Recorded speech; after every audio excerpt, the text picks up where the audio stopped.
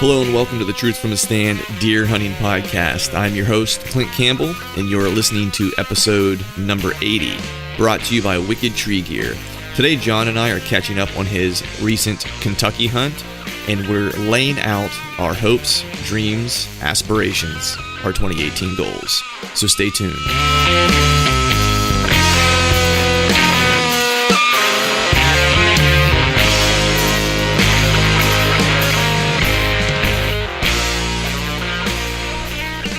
All right, what is up, everyone? Happy Wednesday to you. Hope everyone is doing good out there. If you were out in the timber, if you've had an opportunity to get out in the timber, I hope you found success. If not yet, I hope it won't be too long until you get a chance to climb back into a tree stand. Cool show today. John and I are actually catching up. It's the first time of the season that we're actually going to have real hunting to talk about because John just recently got back from his early season Kentucky hunt in pursuit of a velvet buck. So we definitely want to catch up with him on that. We'll cover a few other things with me. My season's getting ready to start getting cranking here with the earlier part of the eastern part of the state having an earlier opening here in PA. So we'll talk about that a little bit and just kind of lay out the groundwork for what our hopes, dreams, and aspirations are for the 2018 season. This time of year is always full of hope. We probably, hopefully some of us have some interesting beasts on camera that we definitely want to get after, and maybe some of us just know of good areas that we are planning to dive into, or maybe there's new areas we're planning to dive into that are just kind of full of adventure and new surprises, hopefully. But before we jump into all that, definitely want to take a second to talk about our partners that continue to help us make this podcast possible. First and foremost, we are brought to you by Wicked Tree Gear, the longest lasting, words today, they're challenging. Longest lasting, fastest cutting, toughest tree trimming equipment you have ever used. Simply put, the toughest saws on earth. How tough are they? Tough enough to come with a lifetime warranty.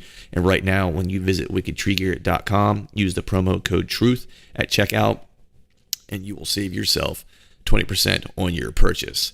We're also brought to you by Exodus Outdoor Gear. They have a new camera. The newest addition to the family is the Trek, and it comes in at a $145 price point.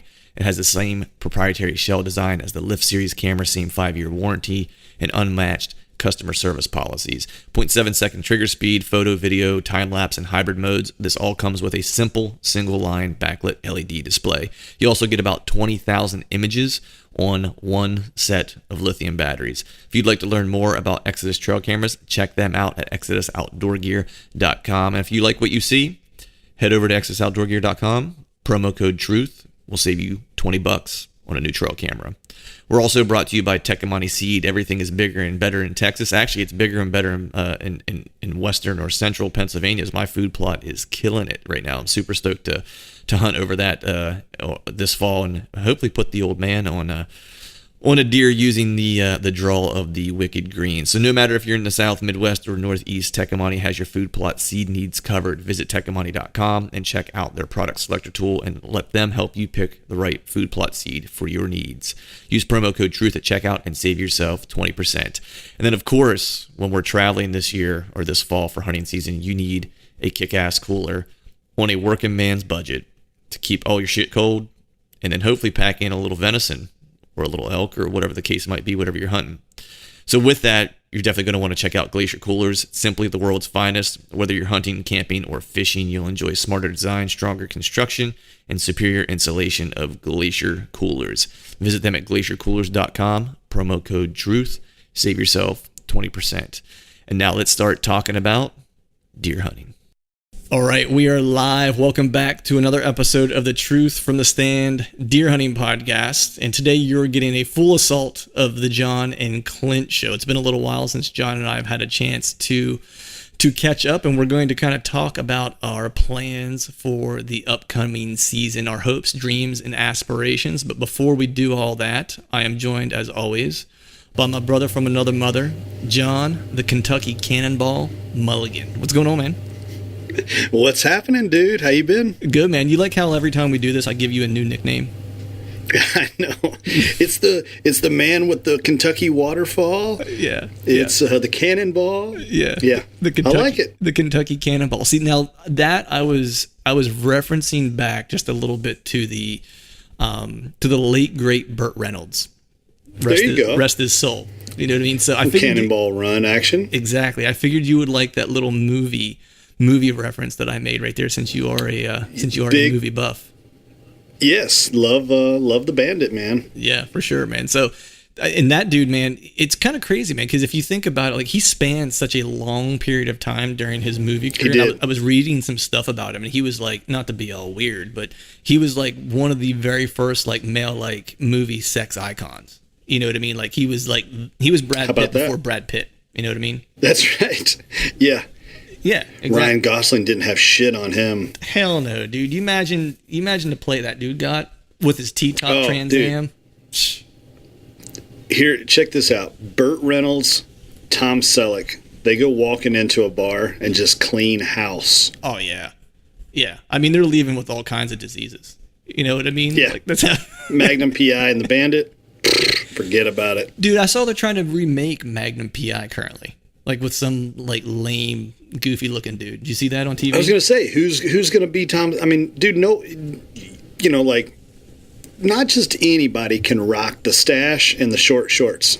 Dude, the short shorts that's something to behold, and not just that, but like the mound of chest hair. Not everyone can pull that off. Oh yeah. Yeah. You know what I mean? No, that's that would be movie casting. I wouldn't want to be in charge in that, you know? That would that'd be nerve-wracking because you could screw that up. No. Easy. I mean, there's some things like you just don't mess with, right? Like Magnum PI is one of them. You know, like you can't mess with Tom Selleck. The other one to me is the A-Team. Like, you can't mess with the A-Team. Like and you know, and I had people that were like, "Oh, that new A-Team movie, like, it was really good," and I'm like, "What? Yeah. No." I'm like, "Well, then you obviously never watched the original." Yeah. You know, you can't mess with the A-Team. And my other one is actually, I have two other ones, and so the other one is MASH. Can't mess with MASH. Yep. Like, that one was like, I think I've seen like every episode of MASH growing up. Yeah. And then the other one was, and this one's kind of lame, but you can't mess with Three's Company and Jack Tripper.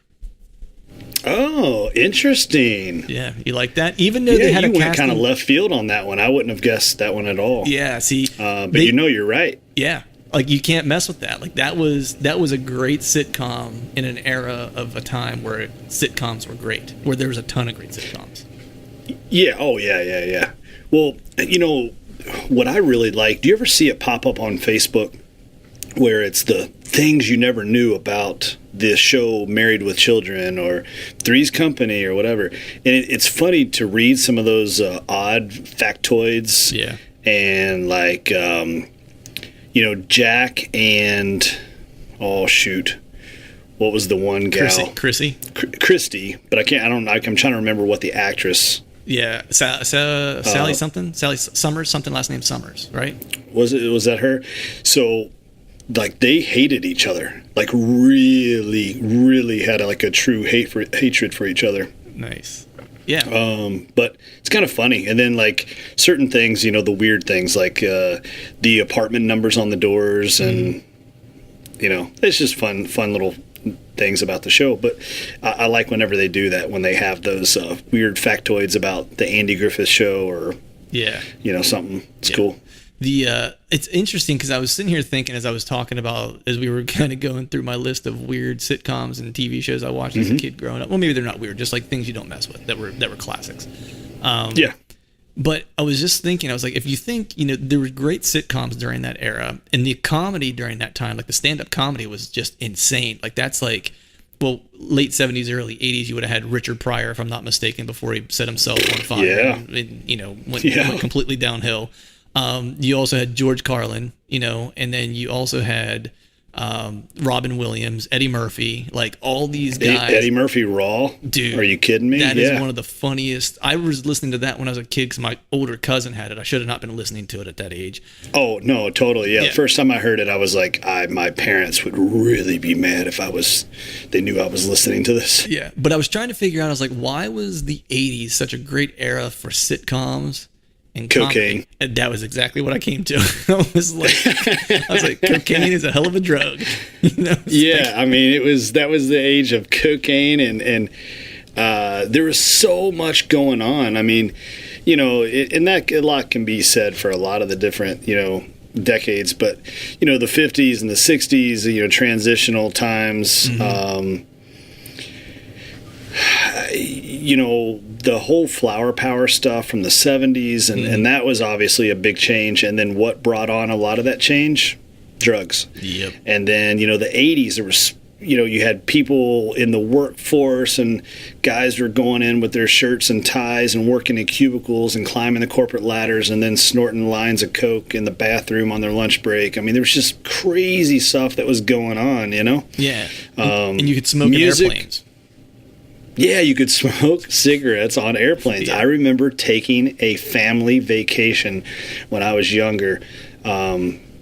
We used to always go on vacation for Christmas every year. It's just something my parents did. I think it was they wanted to go on vacation. It was a good excuse to not get me a lot of presents. But we went on vacation, and I remember my dad be smoking his Salem cigarettes on the airplane, and I'm like, I didn't think anything odd at all. Right. And now it's like you can only smoke, in your bathroom with the fan on, under the covers with the lights out.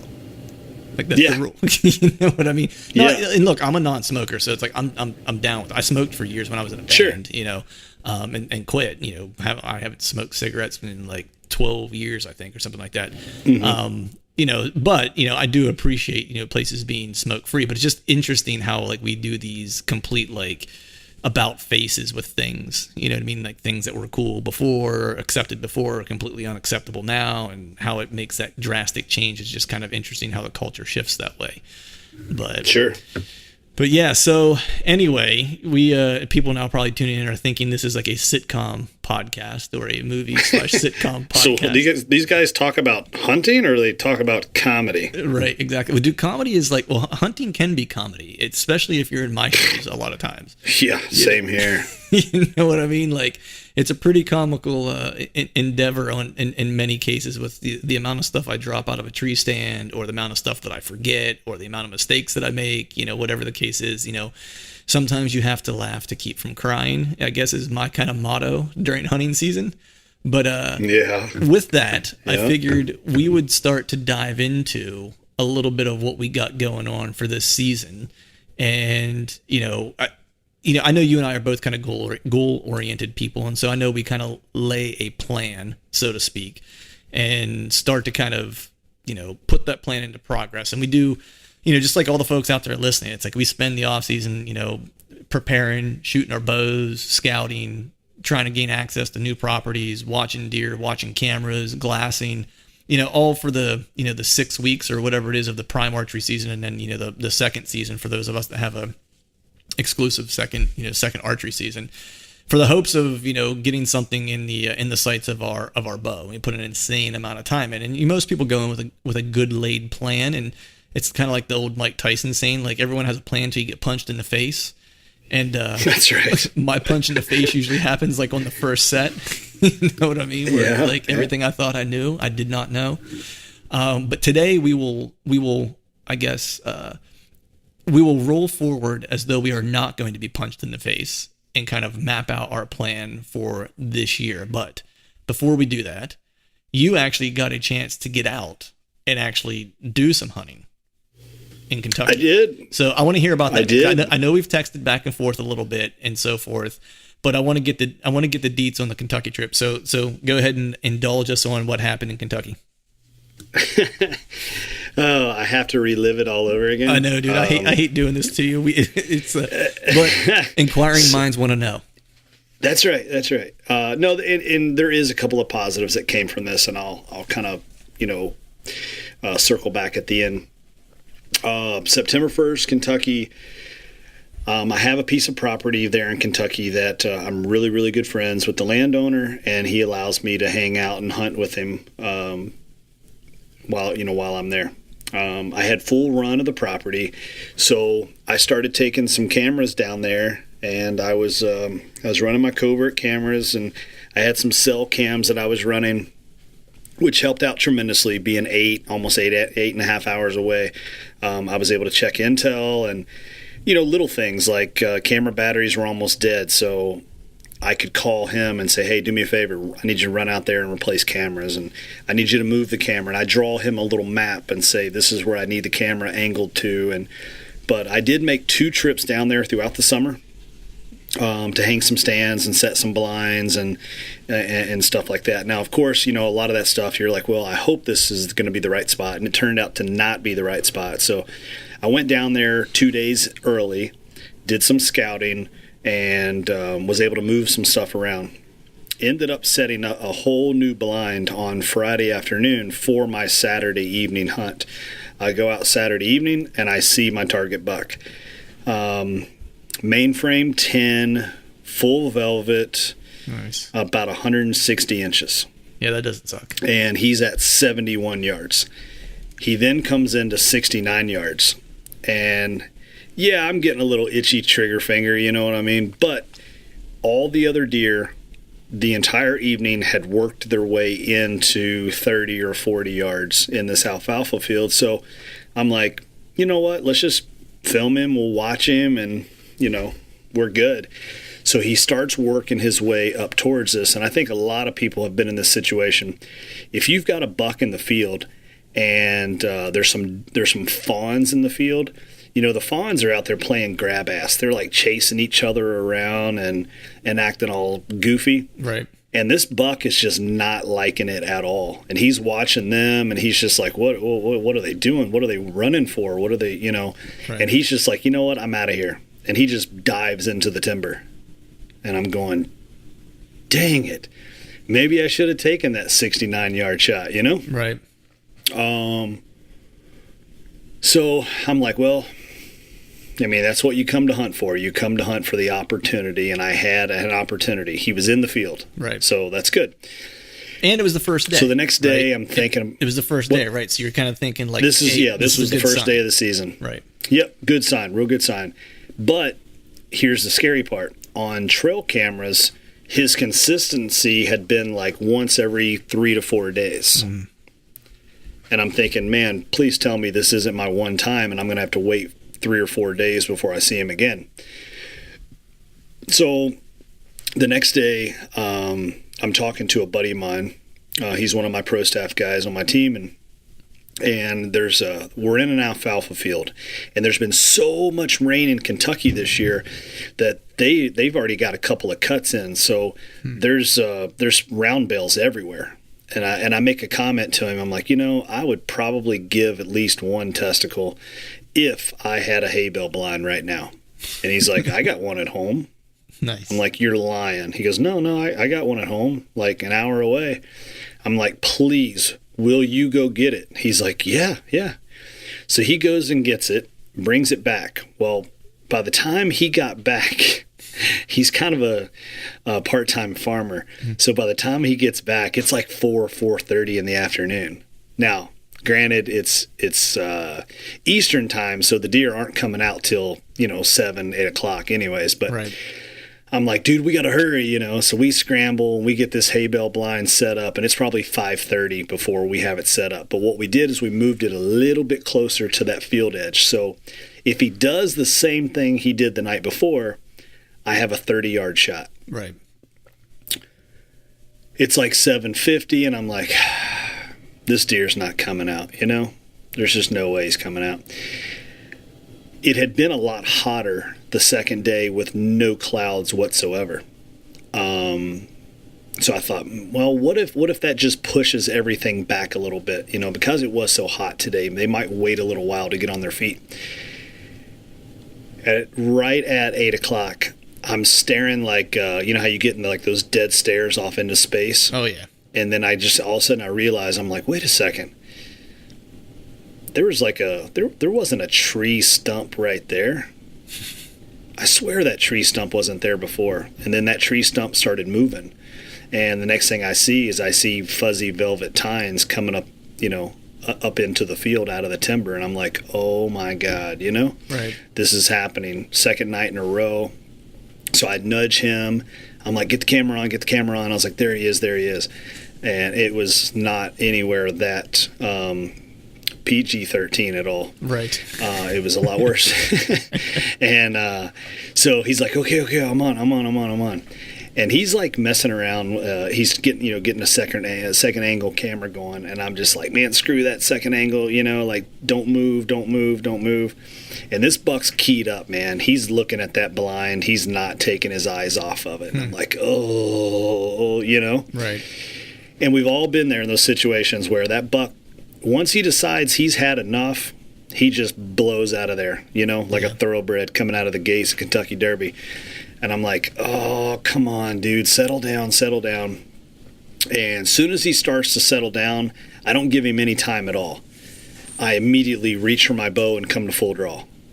I should have, looking back, probably should have waited another couple of minutes, let him get really good and calm, before I drew my bow. But we had no wind at all, and I think I kind of think that he might have even heard me draw my bow. Right. So how close was he at this point? 31 yards. 31 yards. And so yeah, when he was keyed up, between the time he was keyed up and you went to grab your bow, he didn't start to go to grazing or anything like that. Like he was pretty. He did for just a split second. Okay. Yeah. But he was on high alert. He was on high alert. Like his body posture and stuff he was like, keyed up. He's not happy. Yeah. Yeah. So as soon as he went back to grazing, I'm left-handed, so I was sitting on the left side of the blind, and there's two windows in that hay bale blind. So what I did is I leaned to my right, and I drew my bow in between the two windows. Okay. At least thinking he won't see me draw my bow through my window, Right. And when I came back to lean back towards my window opening at full draw, he's already staring at the blind. So I don't know when he picked his head up exactly. Right. Because like I said, I wasn't looking at him. I leaned in, into the blind. But I come out and he's keyed up. He stomps his foot one time, and he's doing that whole like shook and jive with his neck, like he's kind of jerking his neck side to side, trying to make out the three-dimensional images and whatnot. And right. And I'm like, oh no. And I'm like, I breathe. Settled my pin dead on him, and I squeezed one off. And as soon as I was squeezing it off, I'm not one of those people that like shoots and wants to look at the target. Right. I'm still staring at my pin, Right. And the deer, I can tell from his silhouette that he's dropping. And it's immediately, before my arrow even hit him, I was already I had pre-vomit in my mouth already, Right. Yeah. And he dropped, and just a little, not a whole bunch. He dropped just a little, and I ended up, where I thought I hit him was upper shoulder, upper shoulder blades. Definitely high. Now, my vision is obstructed by a sight and, whatnot. Brandon, who's filming, is got the camera on him, and he's not even looking through the viewfinder. He's just watching out the window in real time, with no obstructions. And he's like, dude, you killed him. You crushed him. That Montec just blasted right through his shoulder bone, Right. And I'm like, oh, okay, if he feels good about it, I feel better about what he saw than not what I saw. Right. You're right. So we don't do anything. We kind of miniature celebration because we're feeling pretty good about it. And I called the landowner. The landowner came down there, big hugs and whatnot. And I'm just like, he's like, well, let's go get him. Why aren't you pumped up? I'm like, man, I'm never pumped up whenever it's kind of an iffy shot, Right. So we walk into the timber, and right away we can spot my lighted knock, my Lumenok, about 50 yards inside the timber. And when I say timber, I'm talking the thickest honeysuckle. There is no trees. Right. It's just honeysuckle. So, we're on our bellies, we're on our hands and knees crawling through this stuff. And we make it to my knock, and I'm like, please be a deer attached on the end of that knock, Right. And all I got's a blood-soaked arrow. But it is red muscle blood.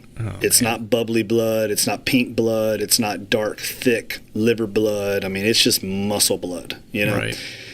And I'm like, oh boy, I don't feel good about this. So we very, very slowly checked to see what kind of blood we got. I'm thinking if the arrow popped out, if we're going to have good blood, we're going to have good blood right now, you know? And Right.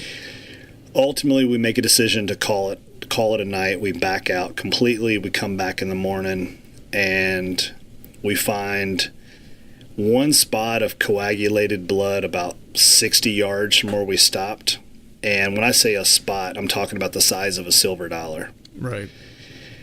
not indicating a deer that's bleeding out, you know what I mean? Yeah. And we track another 300 to 400 yards straight up a hill to find a total of like 3 drops of blood. Wow.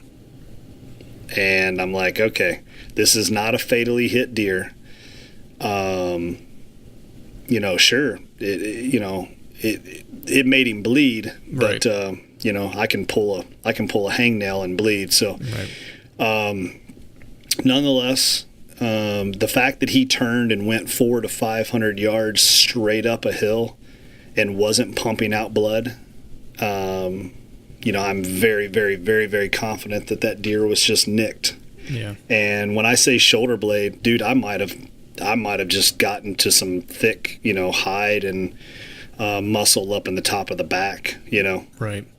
So Damn. it's very unfortunate. The next day the temperatures were like 93. The next day they were 94. And I called it and said I'm, you know, heading back to Iowa. I mean, I still have a Kentucky tag and I can go back, but very, very unfortunate, very disappointed. But the silver lining to the story. Yes, let's circle back to that. Let's get some positivity here. Yeah, And on a high note. Scouting that deer from 8 hours away. You know, cell cameras have come a long way. And I've used cell cameras before, but I've never used them out of state like that. And not that it's any different than if it's in your state or if it's in another state. It just felt like I was really doing something super high, you know, Mark Zuckerberg tech-wise. But so that was cool to scout a deer from that far away and kind of, you know, put together the spot and even identify the spot that he was going to come out of the timber, you know, which was cool. So Nice. everything about the hunt was, man, just super, super, super, super cool.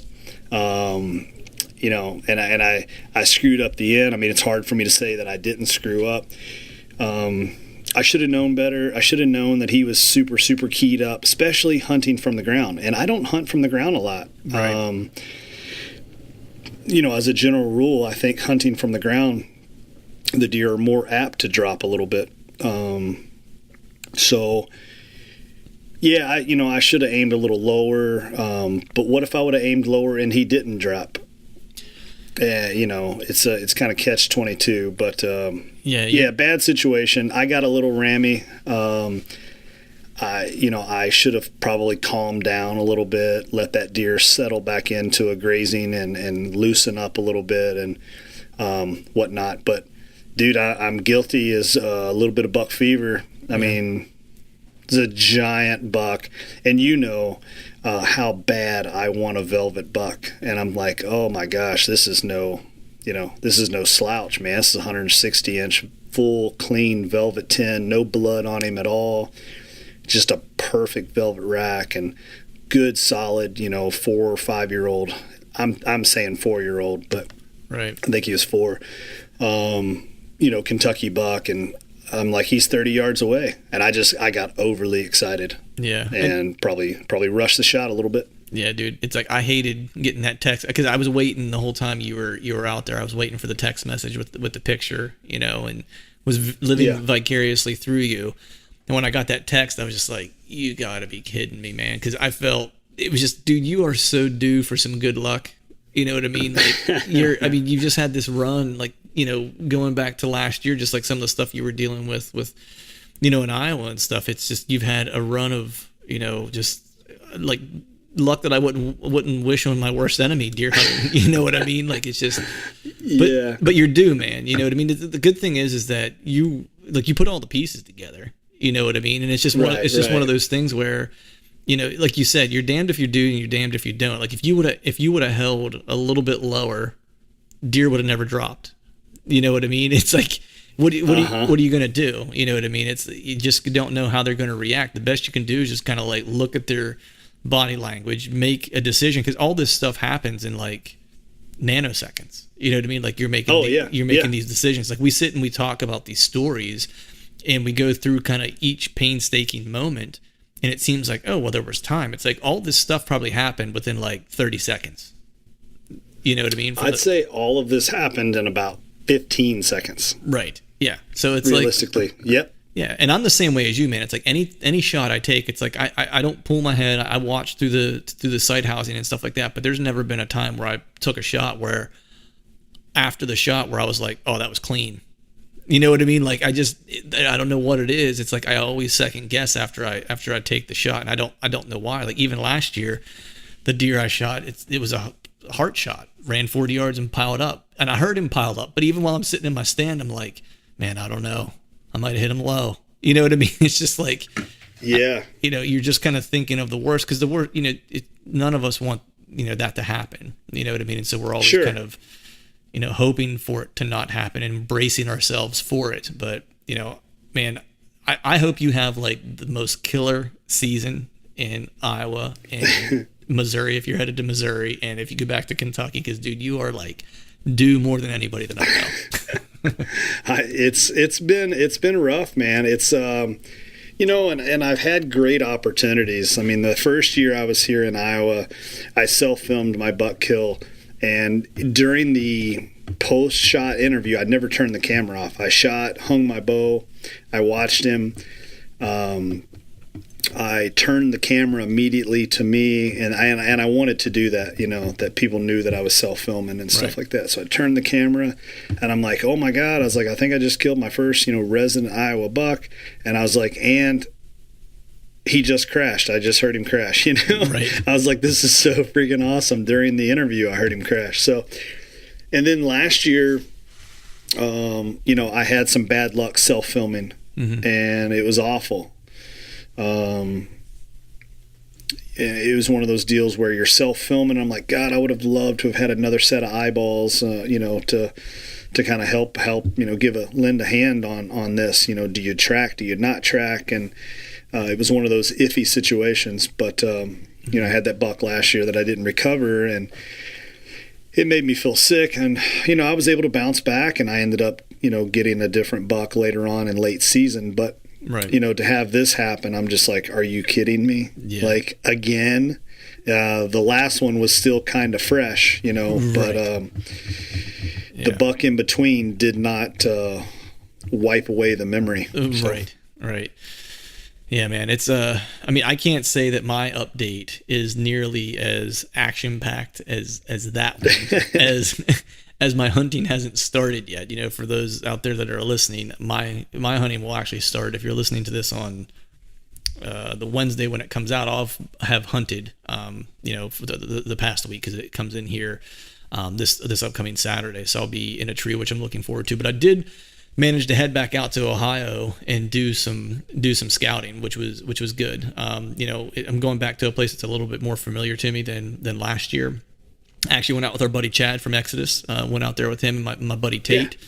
Yeah. The three of us are going to do a rut hunt together this year, and went out just to kind of, because Chad, we had gone out earlier in the spring. I know that we talked about, and so this was our second trip to really try to get a little bit more familiar with a few of the new areas that we were checking out. And then also even the area that I hunt, because I hunted it only really once for a couple of days and did a speed scout through it and ended up killing the deer that I killed. I haven't been back since then. So I wanted to take more of a walk through and kind of dissect that area a little bit more, because I was getting great deer action there, but I wanted to kind of start to figure out the why. That way I could kind of start putting some pieces together. So we spent some time there. I found some good tracks of some deer that were on the larger side. So that was a good sign. And there was a saddle that was right behind kind of where my stand had been set up in years past. And and I kind of walked, we hiked that saddle and kind of checked it out and realized that is the terrain feature that is funneling pretty much all the activity that I'm seeing. And it's one of those little spots where it's like, it's just laid out great. You know what I mean? It was, oh yeah. you know, where it's like, there's great bedding. It's just nasty jungle thick. On the backside of this ridge, I don't know that you could find a tree that would be huntable. Like, it's that kind of thick and like high stem count.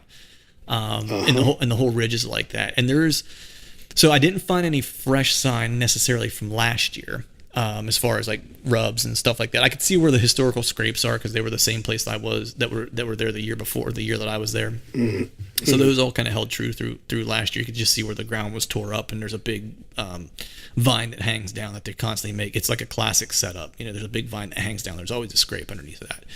But I kind of navigated back further into the cover and was figuring out why what was happening. And dude, that area behind there is just like destroyed with historical buck sign, just littered with it.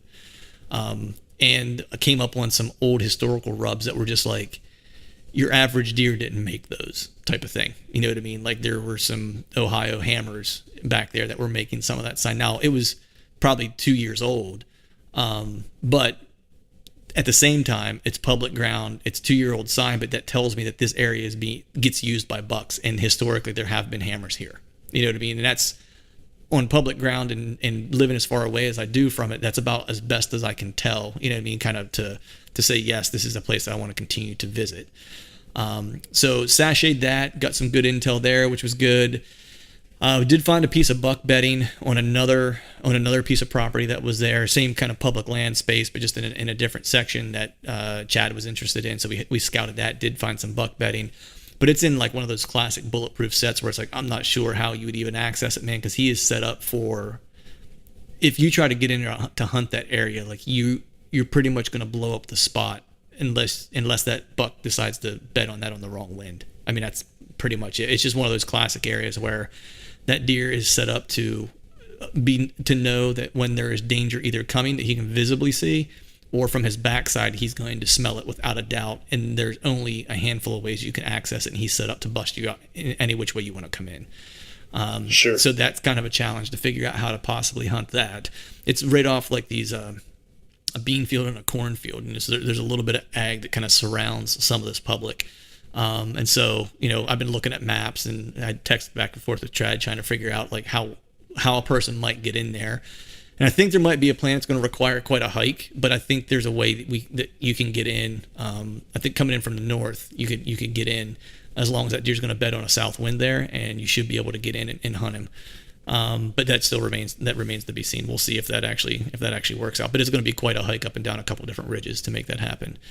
Yeah. And then there's one other place that, you know, he and I want to go out in October and do like an earlier season hunt out there before we hit it in November, because there's another piece that we wanted to scout, and you can access it from this one main highway, but to get into the back corner of it, so it's basically like this big, we'll just say it's a circle, and let's just call it a square. And on one side of the square is like not a major highway, but the bigger highway that's near there. And that's where you'll see guys park, and they'll walk in, right? And they're probably going to walk in a half mile. At the very back end of that, there's another road that kind of goes up along the side of it. And when I was looking on my Onyx map, you know, to try to figure out how to get in, I was like, well, let's go in this backside, because all the stuff I wanted to scout was on that backside. Well, I didn't realize, because the way the lines ran, it's actually a tributary runs off the river and basically cuts that backside of that ridge, or backside of that, you know, river mountain or river cut, cuts it off from any land to where there's no way to access it like that way without going across water. And so once we saw that and saw some of the terrain features, and like there's some high walls back there, there's a couple like small land bridges between like ridges where there's pockets of water back there between the ridges, that there's only a small strip of land kind of connecting them, which is like a great natural funnel and pinch point, to where I was like, you know what, next time we come back, we need to bring a canoe and just canoe across this small tributary and get into that backside. Because if you come in from the main road on the opposite side, it's like a 2.5 mile hike to get back there. So I was like, you know, nobody's getting back there. If you go across the water, it's a half mile hike from the place where we would pull the boat in to where we ultimately would want to hunt and scout. I was like, that's the ticket right there. And I was like, it's just one of those places, man, where you look at it on a map, you go, the terrain is right. the the seclusion is right, where it just screams like there's got to be big bucks in there. So Yeah. that's kind of the game plan for that. We did hang a couple cameras. I hung one near where I planned to hunt, just to kind of get an idea of what's there when we show back up in earlier October. But I'm pretty pumped, man. Like that's, I saw some stuff that I wanted to see. I'm really excited about that new piece that we want to scout yet. It just feels like it's the right place. It gets a little bit more big woodsy in that spot too, which I think will deter a lot of guys.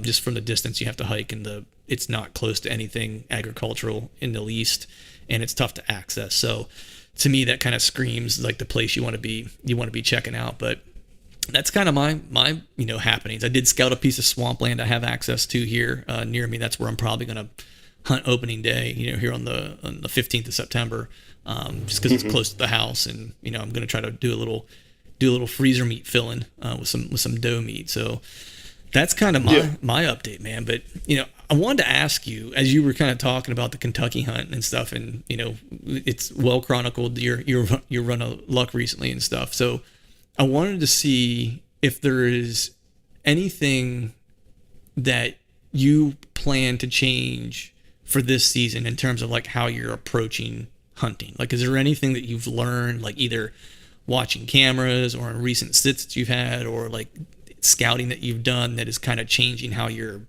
approaching hunting? Especially like as we get older, we evolve, we learn more. So it's like we start to figure out different things that work for us, different things that don't. So I'm just curious if there's anything you're kind of going to switch up this year that you maybe would have used in the past. Before we continue our conversation, let's talk about Wicked Tree Gear saws. Hardcore deer hunters need hardcore tools. Do yourself a favor and check out Wicked Tree Gear, the toughest hand saws and pull saws on earth. You buy it once, you buy it for life, backed by a lifetime guarantee. Right now, if you use the promo code TRUTH, you'll save 20% on your next purchase with free ground shipping. So head over to wickedtreegear.com and get a saw that's tough enough to work as hard as you hunt. Well, so one of my leases is last year was the first year that I hunted it.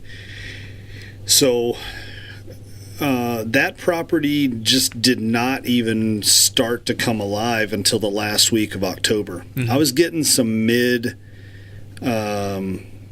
early to mid October scrapes in the evenings, but nothing was coming during the daylight and activity until late the last week of October and first week of November. So that tells me that I don't have to worry about that property as much. I'm going to really stay off of it, through that stretch, instead of checking cameras. Like, because I was getting in a habit where I was checking every camera once a week going, well, crap, where are they? And, right. And so I'm like, you know what? I'm just going to stay out of there altogether until that last week.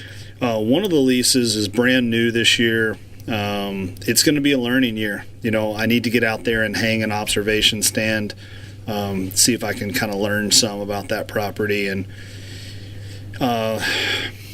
my home property is actually starting to give me some pretty good intel. I'm starting to get some more bucks on my property. I've actually got a picture of a really good deer on my property that I've never seen before. And the only thing I did differently was back this spring, I logged my property, and I left all the nasty tops laying everywhere and kind of dirtied up my property. You know what I mean? Right, yeah. So I may be starting to create a little bit more buck bedding area. Mm-hmm. Nice. At least, if nothing else, you we'll create see. a little bit more side cover. You know what I mean? Which is nice, some transitional cover and stuff. Correct. Yep. Yeah. Nice. Yeah. For me, so my dad's property, I've had cameras out, and this one I think I even mentioned last year, and I mentioned another time where, this property, it seems, is a little bit of a late bloomer. Like, it's not great for summer intel because it's on the top of a mountain. It's a piece of mountain ground, and there's not a lot of food around. I think I've mentioned in the past, all the old farmers that my dad grew up around there don't really farm their farms any longer. They've put them in the CREP program for the most part, where the state will pay you to not the state, but the program will pay you to not farm your fields. You basically leave them fallow. You do cuttings and stuff like that, and that's about it. But there's nothing really planted in there as from a food plot or crop perspective necessarily. So It's not great for summertime intel, which always freaks me out a little bit. But just this last card pull, I did have 3 really good deer that showed up on camera. So the one I talked about before when we talked was the one bedded buck, and I've had probably 2 or 3 images of him, so he's starting to show up a little bit more frequently. There's a nice deer that I just got on camera that has his right side. He's got 5 on his right side, and I can't tell his left, but it seems like there's a trend down there with like a beast right side and then like a really funky left, because there was one hammer on camera I had last year that was just, he was a stud. The body looked like he was 5 years old, which is a ridiculously old deer for PA. And his right side was a monster, and his left side was a crab claw, a split G2, and a monster brow tine. You know what I mean? Like just a freaky looking buck. And it looks like this deer is kind of the same, but a little younger. Like he looks like he's a 3.5-year-old, but a nice deer for PA. And then there's another one that I can't quite make out. It's a nocturnal picture, but even nocturnal, it's like for PA, you can look at him and go, yep, nice deer. Bummer is he looks a little bit young. He looks like his legs are a little long and disproportionate to the rest of his body. So you'd like to see that guy make it another year. But for me, I was actually texting with old Greg Litzinger today, talking just about camera intel and stuff like that. And I think the biggest thing that I'm changing up, in recent history is, I've talked about this before, and I actually wrote an article, I believe, about it for Exodus, where talking about using last year's camera data for this year's hunt. So I really don't hunt the images that I get this year necessarily. I'll use it to inventory bucks and stuff like that. But in PA, man, it's like it's hard to count on a deer making it from year to year. Like I've only ever had it happen 2 times, and one was lucky from last year where I had 3 years of watching him grow, and then this freaky deer at my dad's with the big right side and kind of like the odd left side. I had a couple pictures of him last year, so I've seen him, but it's I wouldn't say that I know him and where he's bedding really well necessarily. It's just really hard to get a deer to live from year to year in PA with the amount of pressure there is and as many hunters as there are, just bow and rifle combined and stuff like that. And so what I've started doing more so is actually, instead of patterning specific deer, is that I'm kind of patterning the property, like more so, like the terrain and how deer are going to use the property regardless of what deer it is. Because what I'm finding is that there's certain aspects to the property that the more mature deer are using more consistently. And so I'm not necessarily hunting a specific deer, but I'm hunting in general good deer, is kind of like, I guess, the shift that I'm kind of making. Sure. Because I think part of it too was last year I had a lot of frustration in trying to pattern a specific deer living as far away as I do from, my main hunting properties and stuff like that.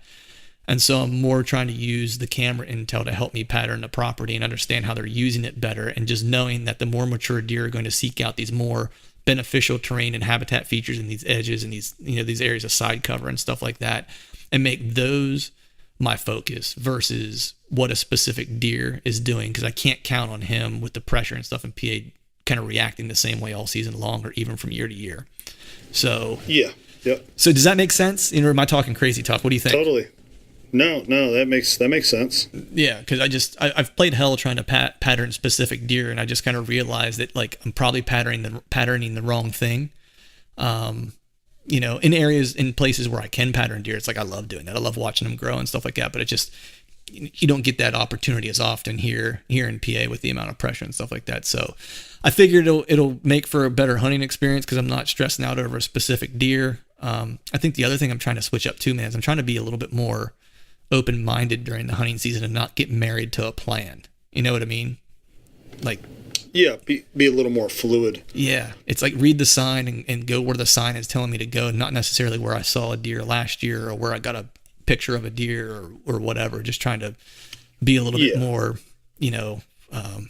fluid, I guess is the way you stated it was probably the best way to kind of mention it. So, with that, man, only because I said it. Yeah, it is the best way. Exactly. I think Burt Reynolds said it, then it means it's truth. That's right. That's what I'm saying. Chuck Norris said it too, so it's pretty much the law. The Kentucky Cannonball has dropped truth, has dropped the truth bomb, and we have made it so. So with that, man, are you, I know you mentioned you got a good deer on your property, and you've got some leases and stuff like that. Like, are you, is there any specific game plan that you have kind of going into the year? Is there any type of focus areas you have, a property that you're going to focus on more than another? Like, what's your kind of strategy from that perspective? So I've got one more card pull before October 1st to make, and that could change my game plan, but as of right now, I'm actually leaning towards public land. I have a public land spot that I think I'm actually going to hit. I'm going to hit the first week of October. Mm-hmm. Nice. And what's enticing about this spot? It is a saddle. It's a saddled funnel. Does that make sense? Yeah, makes sense. Everything funnels off of this hillside to a saddle that then funnels to an ag field. So you can't quite call it a ridge, which, a lot of times it seems like things funnel to ridges or whatever, but this kind of funnels to a saddle. And then it's a half saddle. Before the saddle kind of get completed, topo wise, it just dumps into the corner, an inside corner of a bean field. Now the bean field is on private ground, right? But 2 years ago, I found this spot late in the year, and I'm like, oh my God, like it's just stupid. There's like 50 trees inside a 40 square yard area that are just riddled. Okay. Right. Everything from 1-inch trees to 6-7-inch trees. And I'm like, well, by the time I found it, I'm like, all the rubbing's done, so last year I actually didn't hunt that spot. I kind of got keyed into some other spots and thought I fell in love with those. And once I ruled those out, I hung a camera on the public on that spot late season. Well, I ended up forgetting that I even had a camera there. Nice. Until snow's falling and it's time to tear down tree stands. And I'm going back there to tear down a tree stand, and I'm like, holy shit, that's one of my cameras. I'm like, dang it. Well, the batteries, of course, are dead, but I still had a good SD card in there to look. And I spotted 4 or 5 shooters. Wow. That had walked through there in the previous, previous month or whatever, the last month of the season. And I'm like, oh my gosh, wow. Ready to kick myself. So that tells me that it's a hot spot early season and it's a hot spot late season. So anyways, I think that's where I'm going to start the year. And it keeps pressure off of some of my leases, Yeah. So are you with that hunt focusing on during, I have 2 questions. Number one, is this the public area that I potentially will scout around when I come out next year? That's question number 1. Question number 2. Yes, it is. Okay, great. I love to hear that. Yeah. Question number 2 is, so that October, or I guess it's September 29th opener, that first week, is the plan still, and I'm assuming yes, but is the plan to work, still a bed to food pattern at that point, that you're thinking that yes. they're showing up early, they're showing up during that time of year and late season because they're still on their bed to food pattern those 2 times of the year? Yep. Yeah. I'm thinking bed to food early season, then bed to food post rut.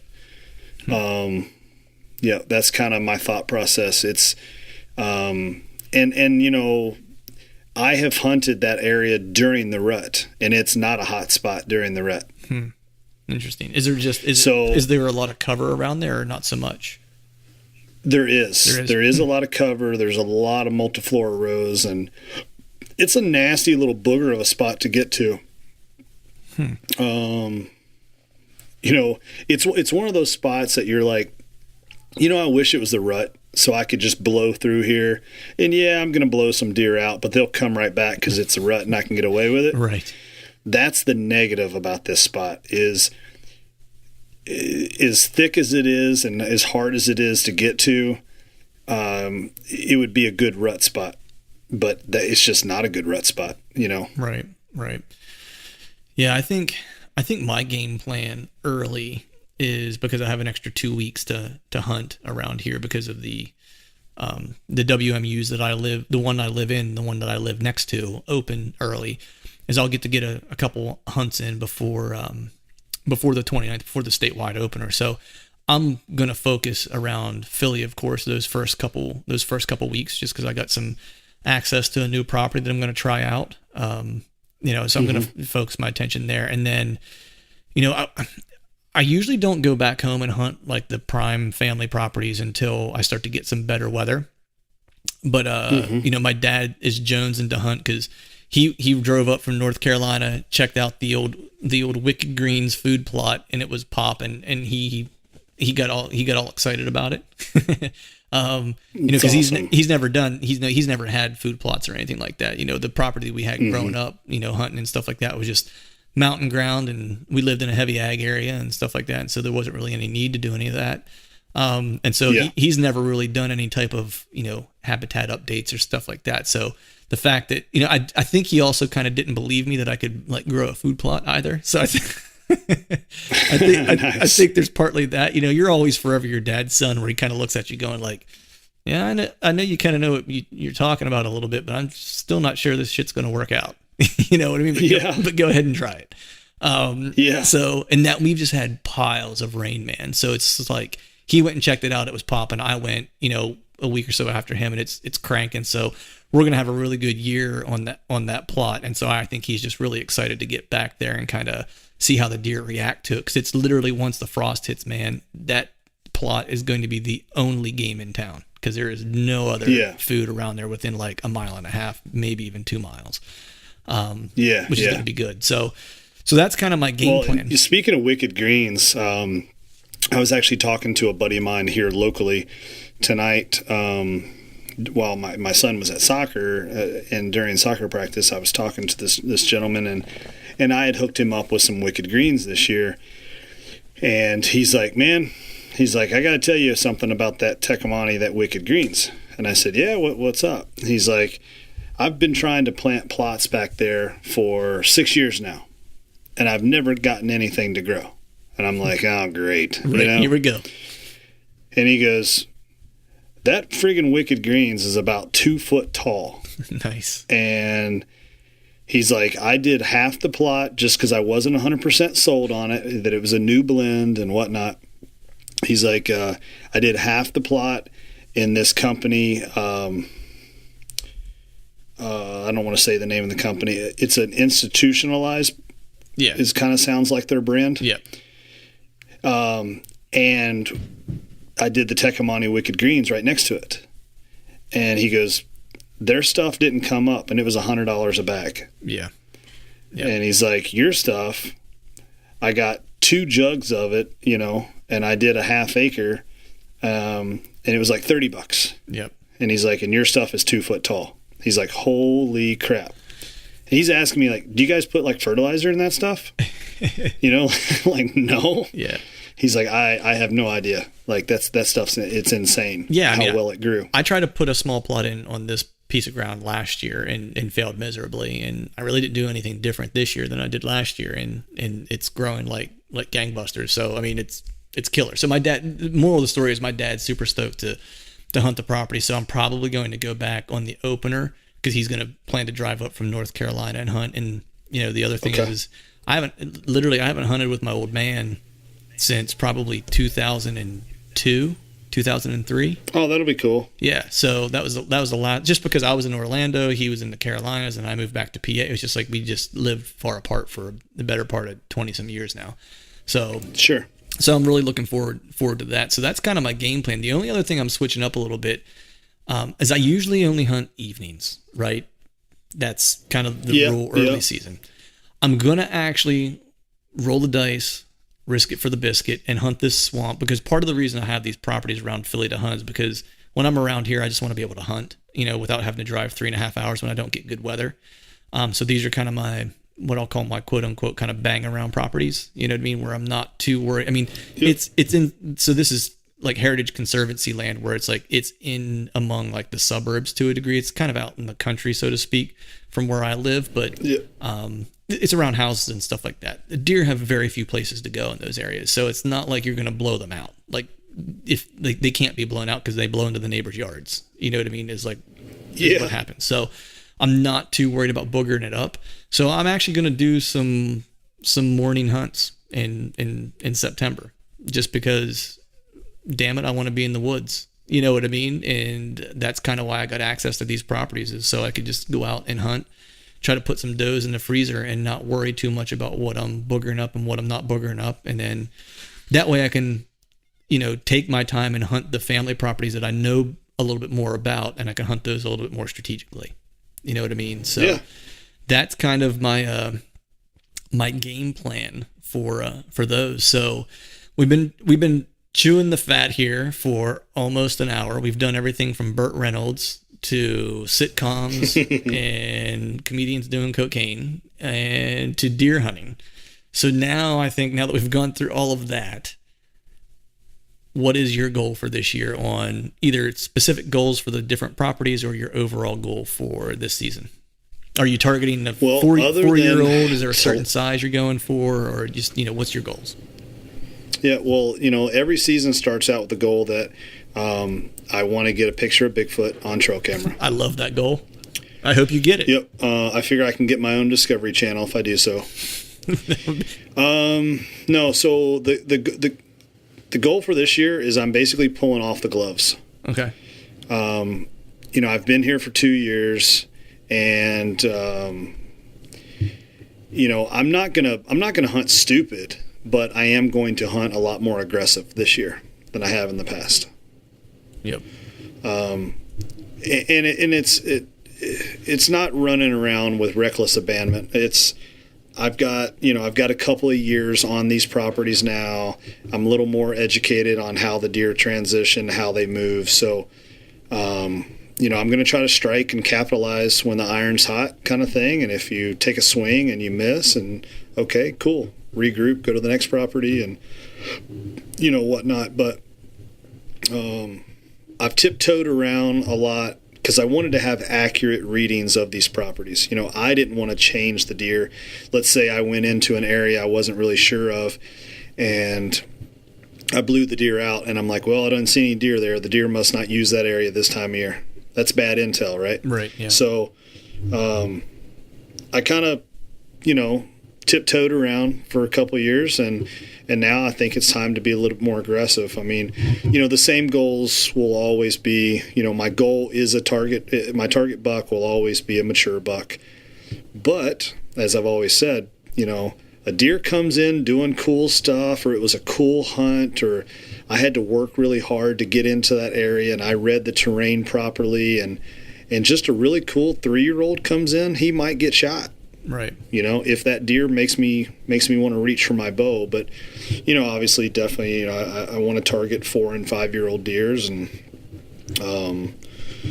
I've got between public, my house, and the 2 leases, I can bounce around and keep pressure off property, which I think is super important, Yeah. So I think my goal is, for Pennsylvania at least, is I would like to kill a 3-year-old in PA. As you and I have talked, of course, over the however long we've been doing this, like a 3-year-old in Pennsylvania is not. It's more common than it's been in a long time, but it's still not necessarily a common, super common occurrence. So my goal in PA would be to kill a 3-year-old deer.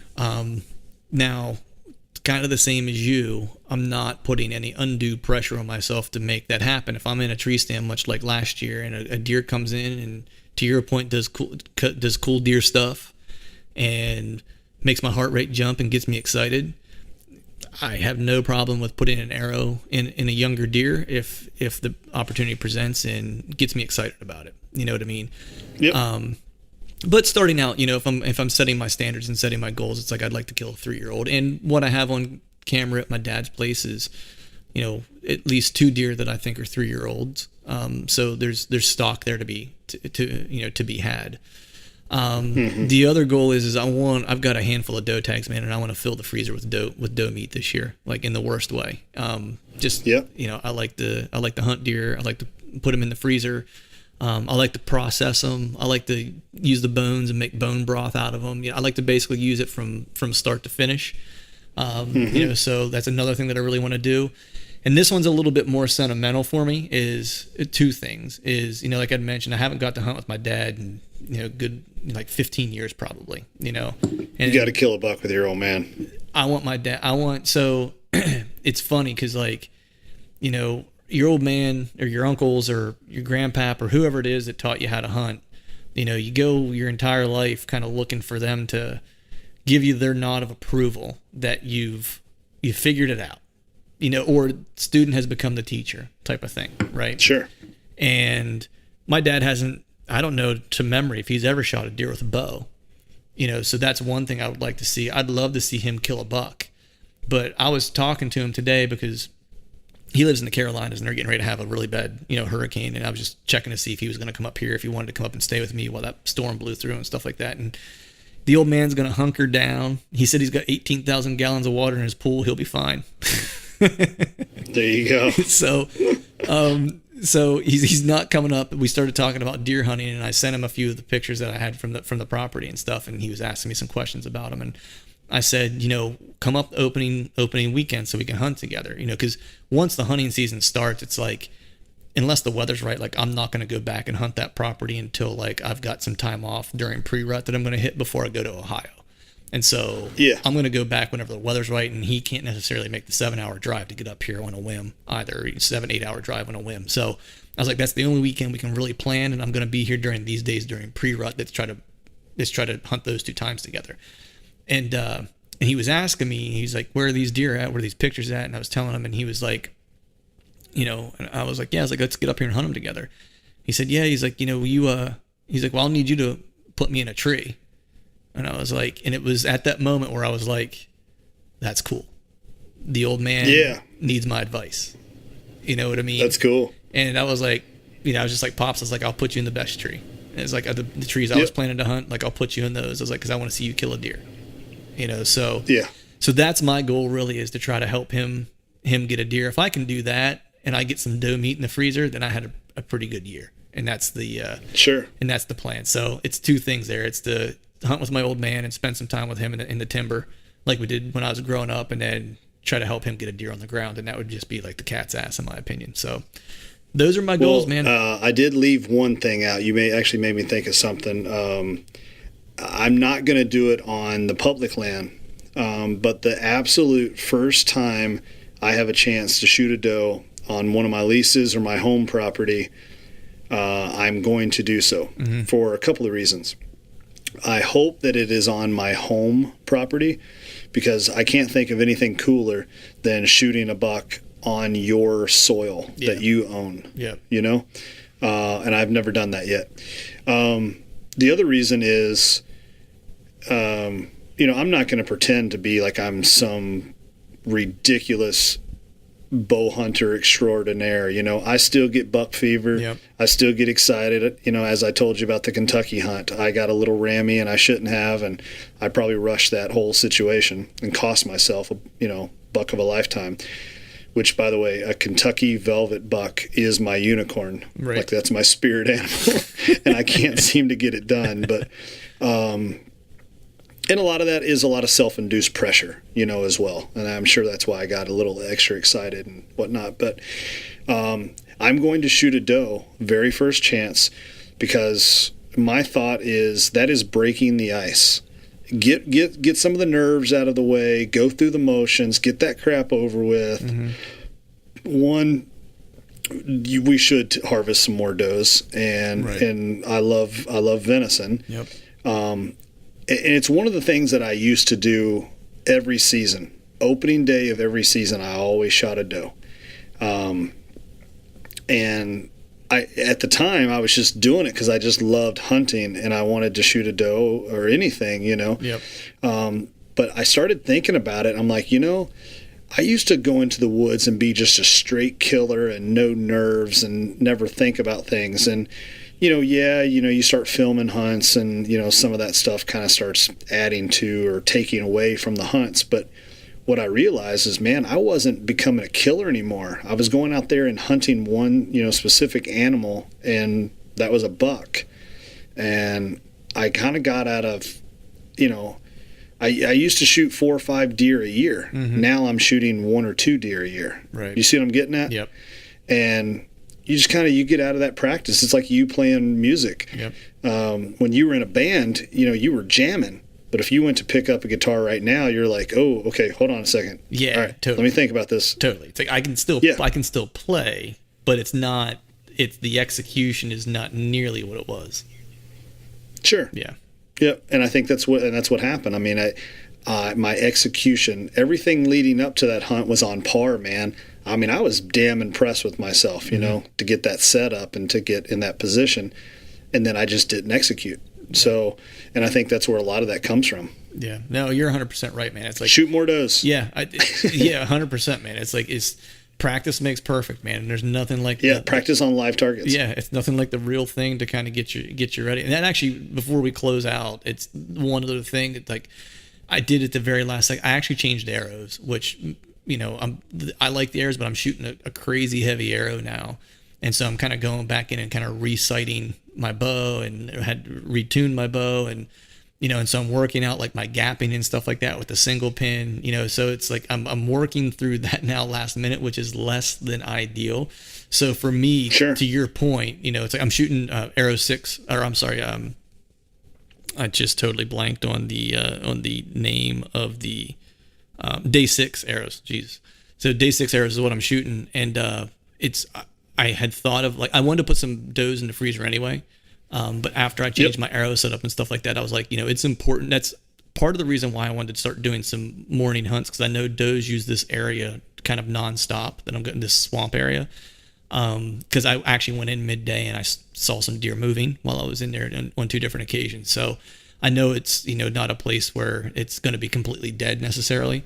But I want to give myself as many opportunities as possible to arrow a doe as early in the season as I possibly can, to just, maybe it sounds terrible, just to get the kinks out and make sure that I'm on par and, practice makes perfect, and get any of the jitters out and stuff like that. So I'm right there in alignment with you, where it's like I feel like I just need to make it happen. And then I guess I should just mention my goal in Ohio is to kill a nice deer.